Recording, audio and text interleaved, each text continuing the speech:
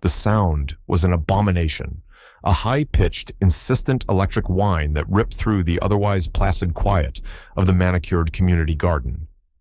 It was a sound utterly alien, utterly horrifying, in that meticulously cultivated tranquil space, a space designed for peace, for contemplation. Samuel, my brother, my gentle, unassuming Sam, collapsed as if his strings had been cut. His body convulsed violently on the neatly trimmed emerald green grass, the book he'd been engrossed in, a worn copy of To Kill a Mockingbird, splaying open beside him. Its pages filled with stories of justice and injustice, fluttered mockingly in the slight, indifferent afternoon breeze.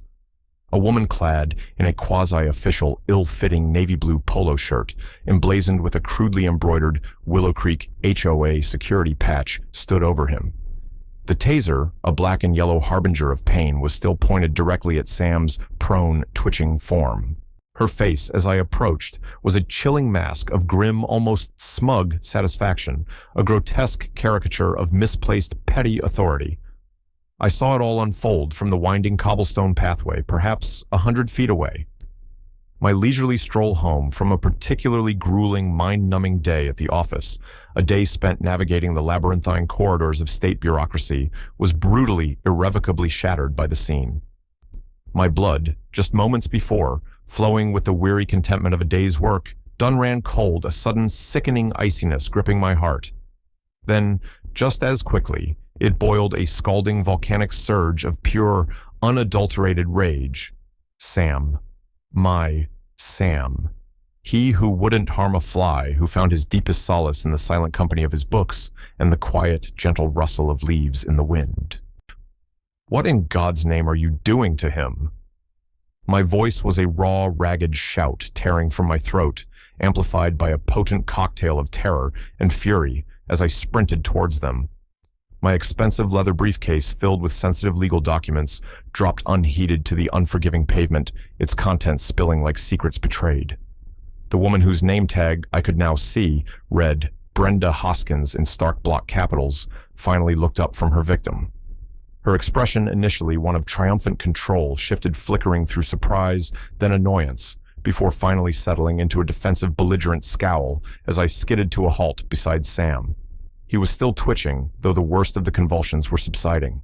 Small, pitiful, whimpering sounds, sounds of pure animal pain, escaped his lips. His eyes, usually so calm and observant, were wide, unblinking, filled with a stark terror and a profound, uncomprehending agony. He was resisting. Hoskins declared, her voice sharp, grating, and dripping with self-righteous conviction. I gave him multiple clear verbal commands to vacate the premises. This designated garden area is officially closed for scheduled landscape maintenance. Her gaze flickered towards me, and for a nanosecond I thought I saw something else there. A glint of old familiar resentment quickly masked. This wasn't the first time I'd seen that look from her directed at my family. He's deaf. I screamed the word, tearing out of me raw and ragged. I dropped to my knees beside Sam, my hands hovering instinctively, afraid to touch him, while the residual electricity might still be coursing through his vulnerable system. He can't hear your goddamn commands, you absolute unmitigated imbecile. He was signing to you, wasn't he? He was trying to tell you he couldn't hear. My eyes darted to his hands, now clenched by his sides, but I knew his instinct would have been to communicate, to explain. Hoskins blinked a tiny, almost imperceptible flicker of something. Confusion feigned ignorance, passing fleetingly through her hard, unyielding eyes before the wall of belligerence slammed back into place. He was making aggressive, threatening hand gestures. She asserted, her chin jutting out stubbornly. I perceived a clear and imminent threat to my safety. I acted according to protocol. Aggressive hand gestures. I stared at her, utterly incredulous, my mind reeling from the sheer willful stupidity, the calculated cruelty of her statement. Simultaneously, a part of my brain, the lawyer part, the sister part, was trying to assess Sam. His convulsions were subsiding further, morphing into shudders, but his breathing was shallow, ragged, and painful to hear. That's American Sign Language, you ignorant woman. He was trying to communicate with you. He was likely explaining his deafness, asking what was wrong. I reached for his wrist, gently. Did you even bother to look at the medical ID bracelet he wears? the one he always wears, the one that clearly unequivocally states he is profoundly deaf and communicates via ASL. I knew Sam never took it off. It was a small, discreet, polished silver band, a silent plea for understanding, a vital lifeline in a world that so often forgot, or worse, actively refused to accommodate his silence. My life, my entire professional existence, was a carefully, meticulously constructed edifice of law and order. It was built upon nuanced arguments, complex legal precedents, and high-stakes, high-pressure negotiations. I was Eleanor Vance, the current duly elected Attorney General for the state, a position I had fought tooth and nail with every fiber of my being to achieve. My career was driven by a fierce, unyielding desire to protect the vulnerable, to champion the voiceless, and to uphold the sacred tenets of justice. And here in my own supposedly safe, tranquil, upscale residential community, my own beloved brother, the most vulnerable, most gentle person in my entire life, had been brutally, needlessly assaulted. Tasered by an overzealous, dangerously ignorant, and quite possibly malicious HOA security guard. The irony was a bitter, acrid pill lodging itself in my throat, threatening to choke me. The Willow Creek Homeowners Association, that bastion of suburban conformity, prided itself on its meticulous, exhaustive, and often draconian rules and regulations.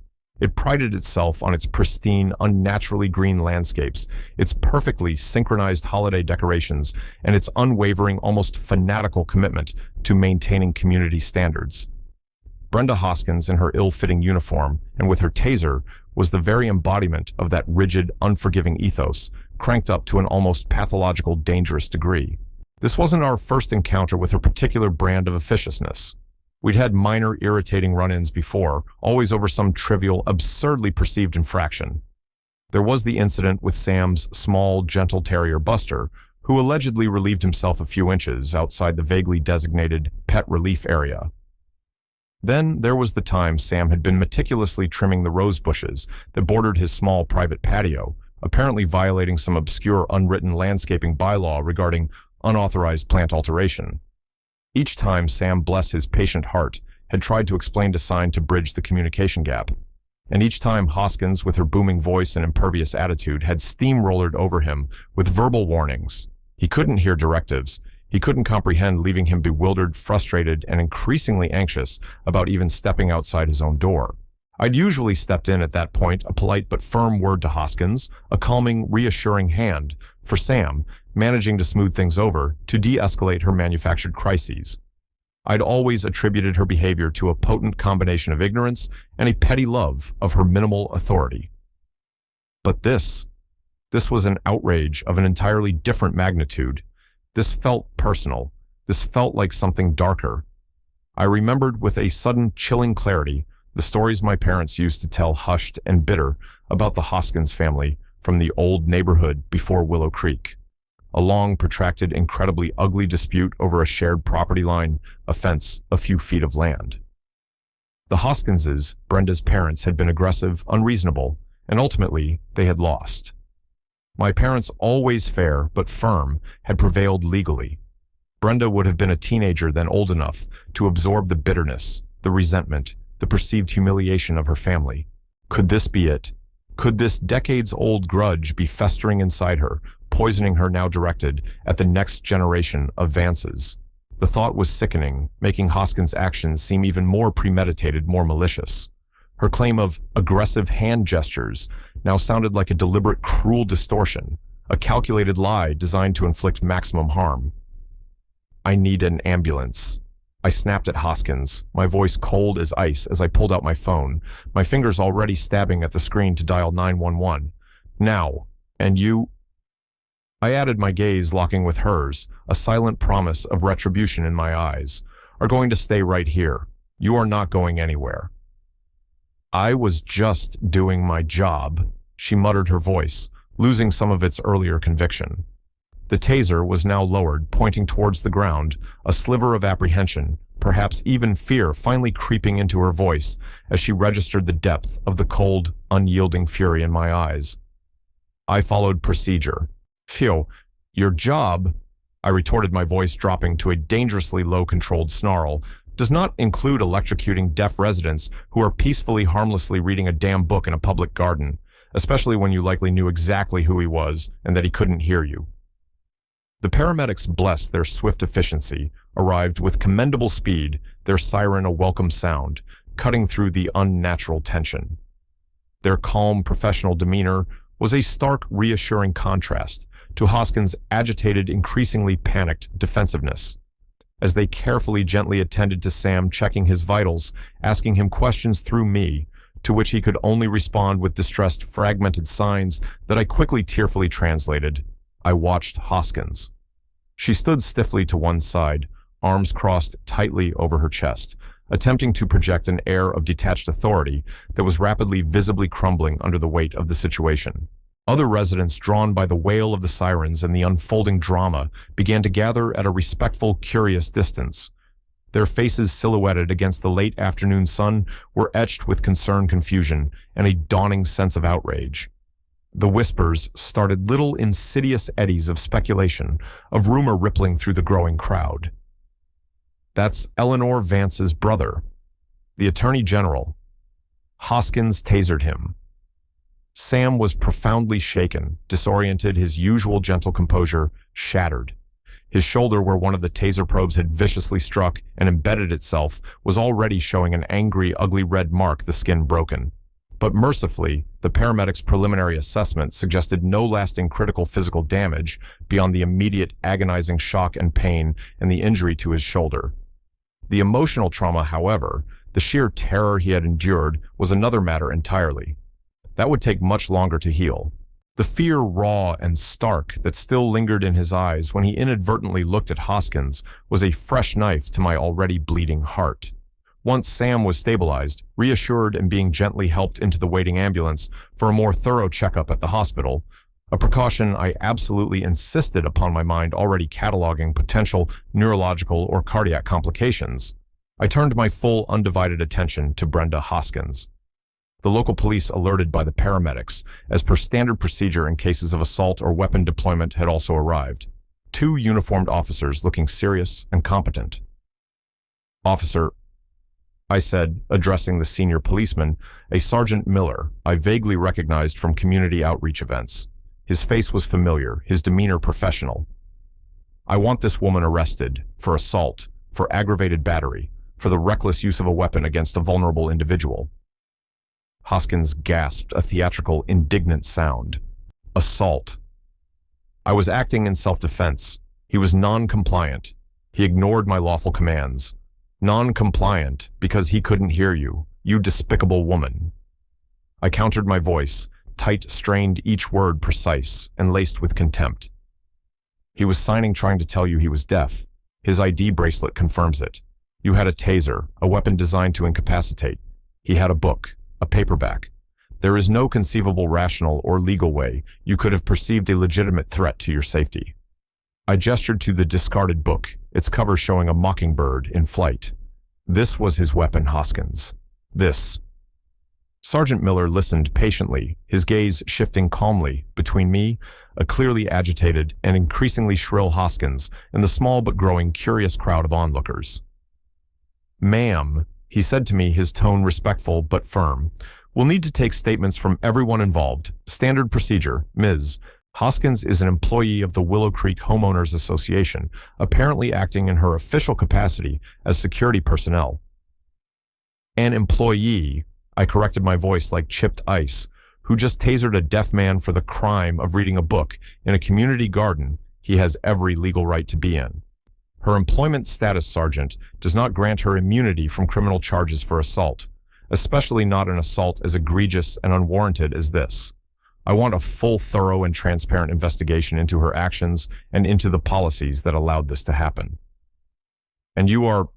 Miller asked, his pen poised expectantly over his notepad, his gaze steady. It was the moment, the critical juncture. The moment the intensely personal and the rigorously professional, which I usually kept so meticulously, so rigorously separate, were about to collide with the unstoppable force of a freight train. There was no turning back now. I am Eleanor Vance. I said, my voice quiet, but carrying an undeniable weight, allowing the full import of my next words to land with deliberate impact. I am Samuel Vance's sister, his legal advocate, and I am the current sitting state attorney general. The effect was instantaneous, almost electric. Sergeant Miller's pen froze midair, a droplet of ink forming at its tip. Hoskins' jaw, already slack with feigned indignation, seemed to drop another incredulous inch, her face paling visibly. The murmuring among the onlookers ceased abruptly, as if a switch had been thrown, replaced by a new wave of even more intense, hushed whispers, now laced with shock and dawning comprehension. The name, my official title carried undeniable weight. It changed everything. Miller recovered quickly his professionalism, reasserting itself commendably, though a new distinct note of caution, of heightened awareness, had undeniably entered his tone. Ms. Vance, Attorney General, I understand. We will, of course, conduct a thorough and impartial investigation into this incident. You have my word. I expect nothing less, Sergeant Miller. I said, my gaze unwavering. And I and my office will be monitoring its progress very, very closely. My gaze flicked pointedly to Hoskins, who now looked genuinely, palpably terrified, her earlier bravado completely extinguished. Ensure she doesn't leave the state, or even the county. She is a flight risk and a danger to others. That last part was perhaps an exaggeration of her flight risk, but not of her danger. The days that followed were a maelstrom, a blur of frenetic activity of anger, and of a steely, cold resolve.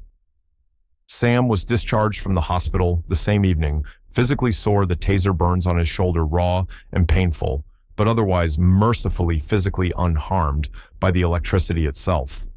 Emotionally, however, he was a ghost of his former self. Withdrawn quiet, the vibrant expressive spark in his usually bright eyes noticeably dimmed. He communicated in clipped, hesitant signs, his usual fluid, expressive animation muted, replaced by a guarded weariness. Buster, his loyal little terrier, rarely left his side, a furry, warm shadow, sensing his master's profound distress, offering silent, steadfast comfort. My office, the venerable office of the State Attorney General, buzzed with a controlled righteous fury. While I immediately formally recused myself from directly overseeing the local police investigation into Brenda Hoskins to avoid any possible conflict of interest or appearance thereof, I initiated a broader, more sweeping inquiry. This inquiry targeted the Willow Creek HOA's security practices, its hiring protocols, its training programs, or more accurately, its evident and dangerous lack thereof, and the astonishing, almost unchecked scope of authority it had apparently granted its so-called security personnel. It quickly and disturbingly became apparent that Brenda Hoskins had a significant history of aggressive behavior, of intimidation, of overstepping her authority. Numerous complaints, I discovered, had been filed against her by other residents over the past few years. All of them conveniently had been swept under the rug, dismissed, or resolved informally by a complacent, negligent HOA board.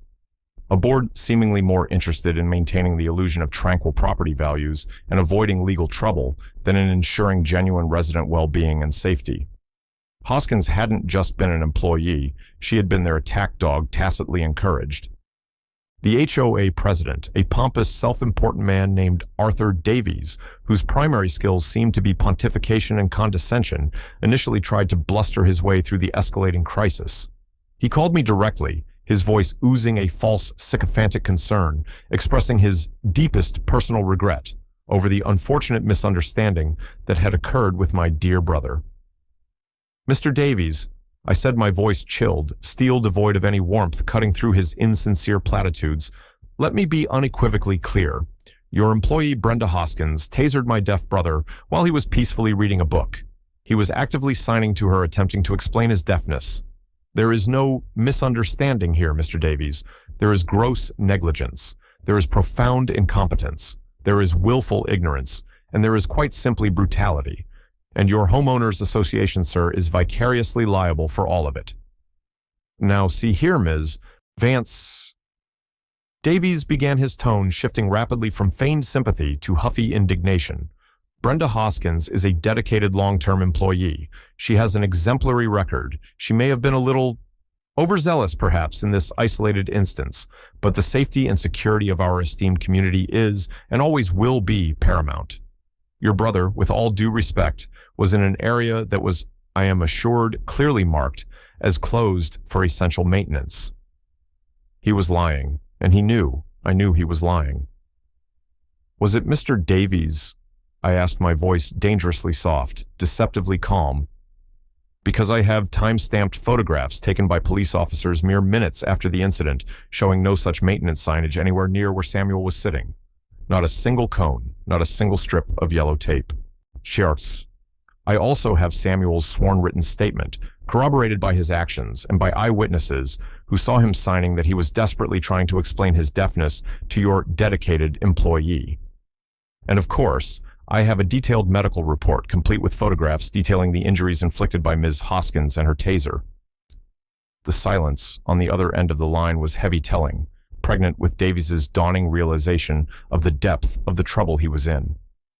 Furthermore, Mr. Davies, I continued pressing my advantage. My office is currently conducting a comprehensive review of your HOA's charter, its bylaws, and its operational procedures. Specifically, we are scrutinizing the provisions that allow your security personnel to carry and deploy weapons like tasers with what appears to be utterly minimal, wholly inadequate training and virtually non-existent oversight. I am finding the preliminary results of this review illuminating and deeply, deeply troubling. Davies' bluster, his carefully constructed facade of authority, deflated rapidly like a punctured balloon. Attorney General, he said, his voice suddenly much smaller, laced with a newfound desperate humility. Perhaps we can discuss this matter further, privately. Find a mutually agreeable solution, for the good of the community, of course. A solution will be found, Mr. Davies. I assured him, my tone unwavering. But it will be a solution forged on terms that ensure the safety, the dignity, and the respect of all residents of Willow Creek, including most, especially those with disabilities. And it will involve full, unequivocal accountability for what happened to my brother Samuel, both for Ms. Hoskins and for those who enabled her. The media, as was inevitable in a case involving a high-profile public official and such a shocking act of violence, caught wind of the story with astonishing speed. AG's deaf brother tasered by HOA cop over book, screamed one tabloid headline. Willow Creek, HOA's reign of taser terror, declared another slightly more hyperbolic news blog, the optics for the Willow Creek homeowners. Association were, to put it mildly, disastrous, catastrophic. Public sentiment fueled by the inherent injustice of the situation and Sam's evident vulnerability was overwhelmingly passionately on his side. Disability advocacy groups, both local and national, issued strong statements condemning the HOA's actions, decrying the ignorance and brutality displayed by Hoskins and calling for stricter regulations, better training, and increased oversight for private security forces operating within residential communities. Brenda Hoskins was quickly, almost unceremoniously suspended by the HOA board pending the outcome of the official police investigation. Her initial defiance, her self-righteous bluster, had completely evaporated, replaced by a sullen, resentful silence when approached by reporters. She was holed up in her small townhouse, the blinds drawn. The HOA board, now facing mounting public outrage, relentless media scrutiny, and the very real, very serious threat of a massive multi-million-dollar lawsuit from me personally on Sam's behalf, as well as the looming shadow of potential sanctions or even criminal charges stemming from my office's broader investigation, began to panic. The cracks in their carefully maintained facade of serene, orderly suburbia were rapidly widening, threatening to bring the whole rotten edifice crashing down. The investigation into the HOA, conducted by a crack team of investigators and prosecutors from my office, all carefully firewalled from the Hoskins assault case, began to unearth a shocking, deeply disturbing pattern of abuse of power. It revealed a pervasive disregard for residents' rights, particularly targeting those perceived by the board or by Hoskins as different, non-conforming, or simply problematic. Hoskins, it became clear, was not merely an anomaly, a single bad apple. She was a symptom, a festering product of a diseased, dysfunctional system. We discovered hushed-up incidents of intimidation, veiled threats made against residents who dared to question HOA policies, and a pervasive, insidious culture of fear and retaliation. All of this, it appeared, was sanctioned either implicitly or explicitly by Arthur Davies and his compliant, self-serving board. They had, in essence, created a petty suburban fiefdom, and Brenda Hoskins, with her taser and her twisted sense of authority, was their enthusiastic, often brutal enforcer. Her specific animosity towards the Vance family, rooted in that old bitter dispute, simply made Sam an easier, more satisfying target for her general malice. She likely felt untouchable, protected by the board, especially when dealing with someone she personally despised. The second truly shocking event, beyond the initial horrifying tasering of my brother, was the discovery deep within the HOA's poorly maintained internal records of their official responses to previous numerous complaints lodged against Brenda Hoskins. They hadn't just ignored these complaints as we initially suspected. They had actively systematically worked to discredit the complainants. In several documented instances, they had even levied retaliatory fines against those residents for making unsubstantiated claims against HOA staff or for engaging in harassment of HOA personnel. They had deliberately, consistently protected Hoskins, empowering her, emboldening her, creating the very conditions that led directly, inevitably, to the violent assault on Sam. This wasn't just negligence. This was institutional complicity. This was a conspiracy of silence and intimidation. This revelation added a new, even more sinister dimension to the case. It wasn't just about one rogue employee. It was about a corrupt and abusive system. My team of investigators, a dedicated group of men and women, worked meticulously, tirelessly. They gathered evidence, conducted discreet interviews with other residents who had suffered under Hoskins' reign of petty terror, many of whom were initially too frightened to speak out. They pored over the HOA's convoluted financial records, its confusingly worded bylaws, and its often sanitized meeting minutes.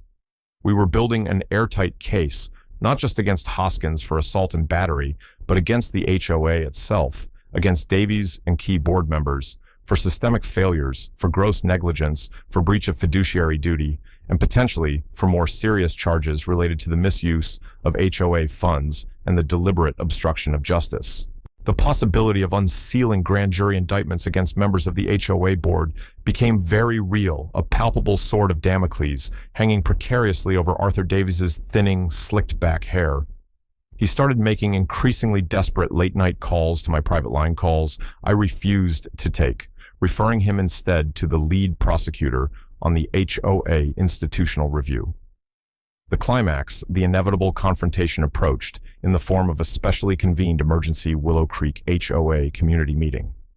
The officially circulated agenda, distributed by a now visibly terrified and fractured HOA board, was innocuously titled Community Safety and Security Protocols, a Review and Discussion. The real agenda, as everyone in Willow Creek knew, was a long overdue public reckoning, a day of judgment. The community hall, a large, usually cheerful space used for yoga classes and children's parties, was packed to the rafters. Residents stood 3 deep along the walls, their faces grim, an air of tense, almost febrile anticipation crackling through the room. Sam was there, seated beside me in the front row, his hand resting on Buster, who lay quietly at his feet, a small, furry anchor of calm in the brewing storm. Sam was nervous. I could feel the slight tremor in his hand when I briefly squeezed it, but he was also resolute. He had insisted on coming. He wanted to face them, to see them, to show them in his own quiet way that he wasn't broken, that his spirit, though battered, remained intact.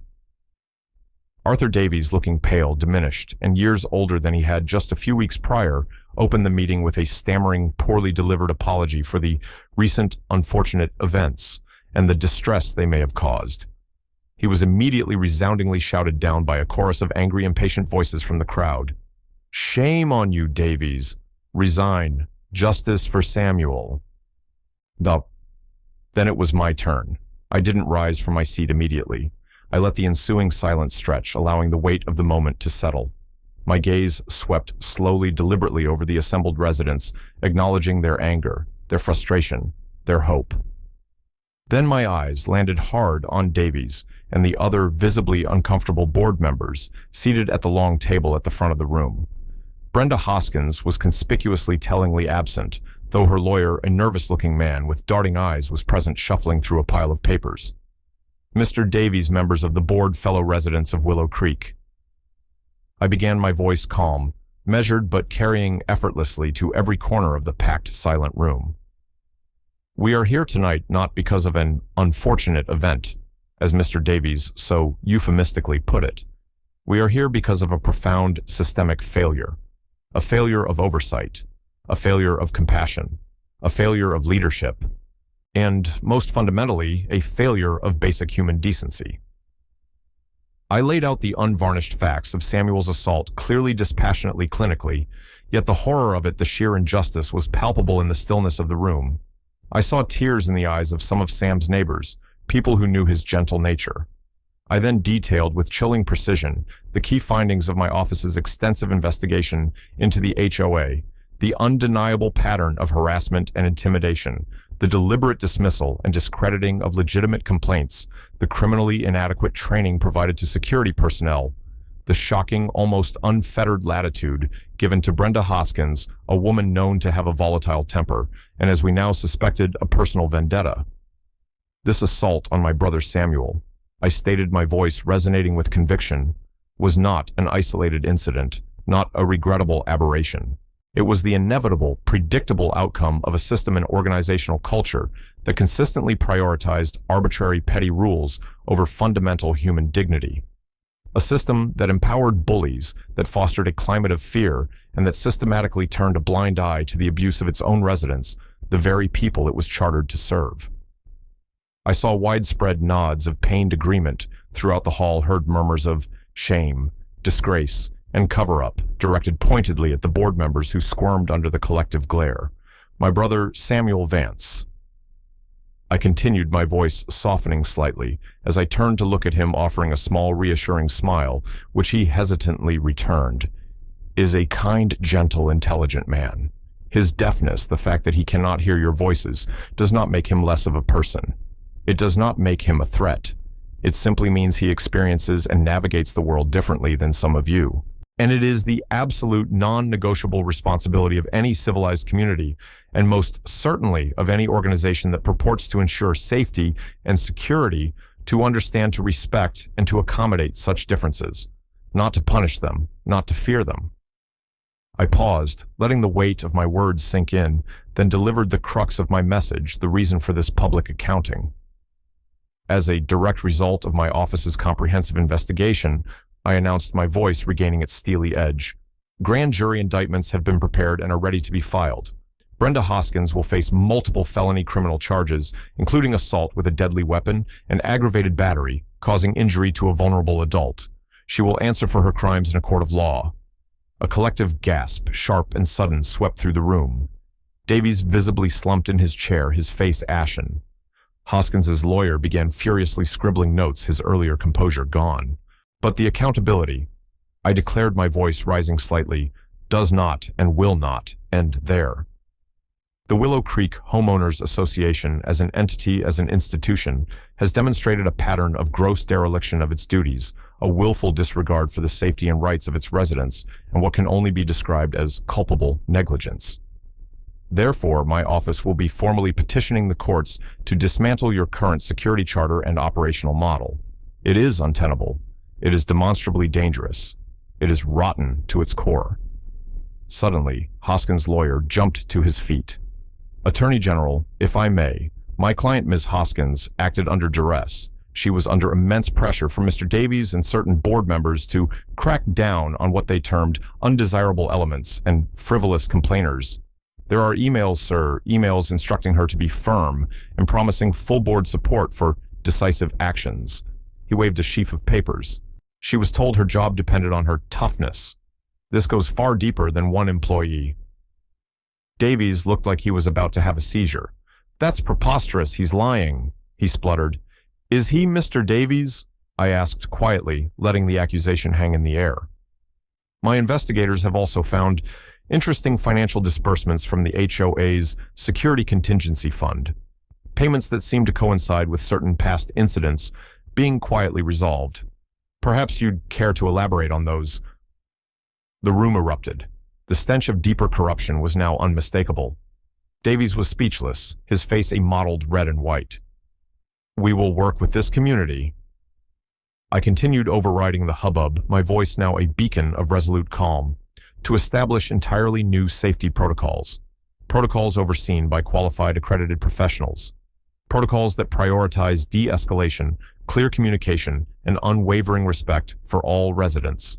These will include mandatory, comprehensive, and ongoing training in disability awareness, cultural sensitivity, and effective communication strategies, including proficiency in American Sign Language for anyone in a security or liaison role. The room erupted again, not in anger this time, but in a spontaneous, overwhelming wave of applause. It was a sound of profound relief, of catharsis, of validation for all those who had felt unheard, intimidated, or marginalized by the old regime. Furthermore, I announced as the applause began to subside, inspired by Samuel's ordeal and by the clear need demonstrated right here in Willow Creek, I will be personally proposing landmark legislation at the state level. This legislation, which we will call the Samuel Vance Community Safety and Dignity Act, will mandate accredited training in disability interaction, de-escalation techniques, and crisis intervention, including foundational ASL competency for all private security personnel operating within residential communities statewide, and indeed for all state and local law enforcement officers. What happened to my brother Samuel must never ever happen to anyone else anywhere in this state. His suffering will have a lasting positive meaning. The applause this time was deafening, a sustained roar of approval. Sam squeezed my hand tightly, a small, genuine, almost radiant smile finally gracing his lips, the first I had seen in weeks. In that moment, I saw a glimpse of my old Sam returning. Buster, sensing the shift in mood, let out a small, happy yip. The falling action following that tumultuous town hall meeting was swift and decisive. Brenda Hoskins was arrested the very next day.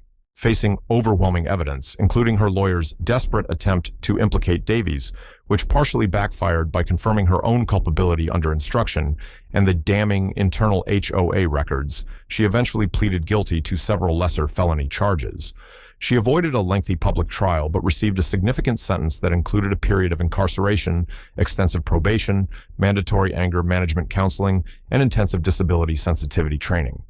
She was also permanently banned from ever working in any security-related field in the state. Her life, as she knew it, was over.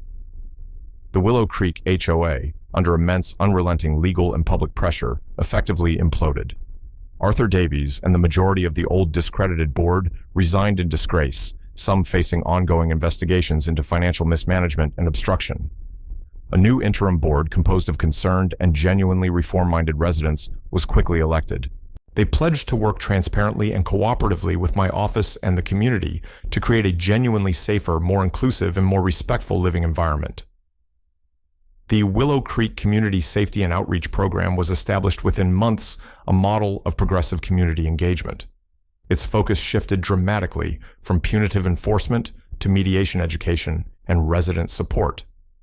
The intimidating navy blue polo shirts and visible weaponry of Hoskins's era were replaced by friendly, approachable community liaison officers, individuals specifically trained in ASL, de-escalation techniques, and community relations. New clear signage in English, Spanish, ASL, pictograms, and Braille began to appear in all common areas, a small but significant symbol of the new commitment to accessibility and inclusivity. The state legislature, spurred by the high-profile nature of Samuel's case, the compelling evidence of systemic issues, and tireless lobbying from my office disability advocacy groups, and a newly energized public, passed the Samuel Vance Community Safety and Dignity Act with overwhelming bipartisan support. It was a landmark piece of legislation, the first of its kind in the nation, and its positive effects, mandating better training and accountability, began to ripple outwards, improving interactions between security personnel and diverse communities across the entire state. Sam, though forever marked by his ordeal, found a new, unexpected strength and voice in its aftermath. The quiet, unassuming man, who once found solace only in books, became an eloquent, passionate advocate for the deaf and hard-of-hearing community. He began sharing his story, not for pity, but for education, promoting awareness, and working tirelessly to bridge the communication gap that had almost cost him so dearly. The fear that had haunted his eyes for weeks was gradually painstakingly replaced by a quiet, steadfast determination, a renewed sense of purpose. The community of Willow Creek, once a source of fear and anxiety for him, slowly, tentatively began to feel like home again, as genuine concerted efforts were made by his neighbors and the new HOA to understand, to include, and to cherish him. The resolution, therefore, was not just about punishment for Brenda Hoskins or the dismantling of a corrupt HOA board. It was about profound systemic change. It was about education, about fostering empathy, about tearing down barriers of ignorance and prejudice. The ugly, violent incident in the sun-dappled community garden had exposed a deep, festering flaw in the fabric of the community. But in doing so, it had also paradoxically paved the way for healing, for growth, and for lasting, meaningful progress. Willow Creek, and indeed the entire state, learned a valuable, hard-won lesson. The true security, true community, comes not from the aggressive enforcement of arbitrary rules or the wielding of unwarranted power, but from mutual understanding, from genuine compassion, and from an unwavering, active commitment to protecting the rights, the dignity, and the inherent worth of every single individual. The silence that my brother Samuel lived in was no longer a barrier to his safety or a mark of his vulnerability. Instead, it became a potent reminder of the wonderfully diverse ways in which we all experience the world and of the profound ongoing necessity of truly listening, of seeking to understand even, and especially, when no words are spoken. The sharp, ugly echo of the taser finally faded from Willow Creek, replaced by the quiet, persistent hum of a community learning at long last to communicate, to connect, and to genuinely, truly care for all its members.